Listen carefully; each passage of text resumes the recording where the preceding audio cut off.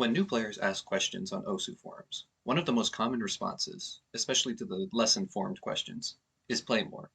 It's become a meme, and unfortunately its meme status leaves a lot of follow-up questions unanswered, like what do I play more of, and what do I focus on while playing? Sometimes it doesn't matter, and you can just play more of anything. But I want to take the time to give a few of my own answers to these questions for the benefit of anyone who's trying to improve and can't decide where to go next. Quick disclaimer. This advice is aimed at what kinds of things you should play in order to improve. OSU is a game, and you should enjoy it, so it's best to take this advice and mix it with your own map preferences. I guarantee that there are maps out there that will both fit your taste and help you improve, as long as you're looking. With that out of the way, let's learn how to play more OSU. I'll start with the rationale behind the play more advice. The phrase is usually aimed at either very new players or at players who aren't being patient enough with their own improvement. OSU improvement is not a straight line upwards. Rate of improvement varies over time, and not only that, it looks different for everybody. Usually though, OSU improvement looks something like this. Some confusion at the beginning, an explosion of skill when you get a grip on the very basics, and then cycles of plateaus and jumps in skill. These jumps in skill can be triggered by anything, including learning something new about the game, payoff from dedicated training, or just random bursts of skill that happen as you play normally. Sometimes players don't realize this though, and think that as soon as they stop improving, there must be something that they're doing wrong. If this is you, then don't worry. You're probably just at a little plateau, and if you play normally, then you'll be back to climbing again soon. But for people who have sunk a good number of hours into the game, you will eventually hit true skill plateaus and start struggling to improve. Playing more may not necessarily work, since the stuff you've already played is clearly not helping anymore. At this point, there's 100 approaches you could take to improve, but one of the central themes I want to focus on is variety. Playing a variety of stuff is vital to improvement for several reasons. For one, it reduces the chances of getting mind blocked or stuck on a map, because you can always pivot to a new map. It also exposes you to multiple different styles of mapping, which in turn develops many different skill sets in your OSU play instead of just one or two. And besides, it's boring to play the same stuff over and over again. Variety can take on many forms though. Consider star rating. Another common question among beginners is, what star rating should I play to improve? And it's a fair question. Obviously 10-star maps won't help most players improve, because it's just too far out of their skill range. But then what should you be playing? The truth is that there isn't just one answer. If you play low-star maps, maps that you're pretty comfortable on, then you can focus more heavily on particular aspects of your play, making low-star maps good for learning new skill sets. They're also very helpful for consistency training, accuracy training, and learning fundamental skills, because they're maps that you should be able to play consistently and nearly perfect. On the other hand, a higher star map that's much harder will usually not be good for those things, but it can be useful for intensive mechanical skill training. Pushing your raw aim, speed, or reading to the next level requires you to step out of your comfort zone a little bit.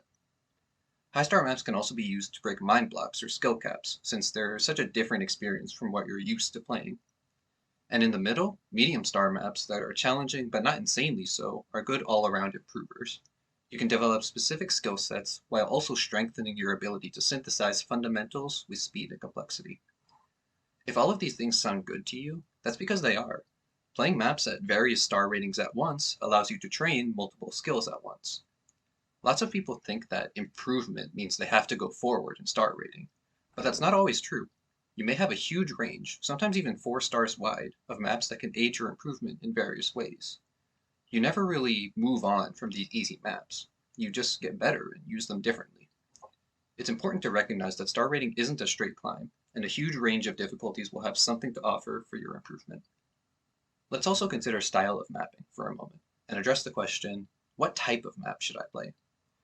Different mapping styles will obviously be more suited to developing particular skill sets. Alt maps to train aim control and tapping, tech maps to train reading, and so on. But what a lot of people skip over is the fact that every OSU skill set connects and interacts with the others. To hit a stream or a burst requires the tapping speed and stamina to hit it, but there's other things that go into it. You need to read the start and end, you need to snap to the first circle, you need flow aim to hit the curvature and spacing, and you need the focus to not finger lock randomly in the middle. So while playing stream maps will help you stream, it only goes so far. You will eventually need to branch out and learn these auxiliary mechanics in order to push your stream skill to its full potential. This is where playing variety comes in once again. If you play many types of mapping styles, then you'll get experience in all of these things at once, and you can enjoy a much more natural and consistent progression of skill. You can also dive deep into some of your favorite skills, of course, but as long as you don't give up variety play completely. The principle of variety even extends to goal setting, and can help you answer the question of what kind of score should I go for? It doesn't really make sense to set the goal of a full combo to all the maps you play. For medium difficulty maps, it's good, but very hard maps won't be feasible to FC, and easy maps won't help you improve if you just settle for an FC. So sometimes aiming to fix accuracy, going back to old full combos and upping it to 97, 98, or even better accuracy is what's needed to ingrain things like consistency and fundamentals. On the other hand, when grinding out intense mechanics, you probably won't be getting more than a few hundred combo, but what's important is to focus on straining and working your muscles, and going for realistic goals. First A rank, 2% more accuracy, fewest misses, etc. Setting many different goals and adjusting them based on what you're capable of is a crucial corollary to the ideas we've discussed in playing more variety of maps. There's more to say and more ways to apply these principles to yourself. Playing a variety of approach rates, mod introduction, going for multiple goals at once instead of hyper-focusing on a single goal, and trying out many different physical techniques for playing can all also help you improve on your journey. At the end of the day, everyone improves at a different rate, but the most important thing to remember is to trust in the process. OSU improvement isn't a straight line. You'll have your dips just as much as you'll have your peaks. Even if you're having a bad day or even a bad week for improvement, if you keep playing and you make sure to apply a variety of ideas to your play, you will get better in the long run. Once you started doing that, there really is no better way to improve than to simply play more. Thanks for watching, and subscribe for more. I'd really appreciate it.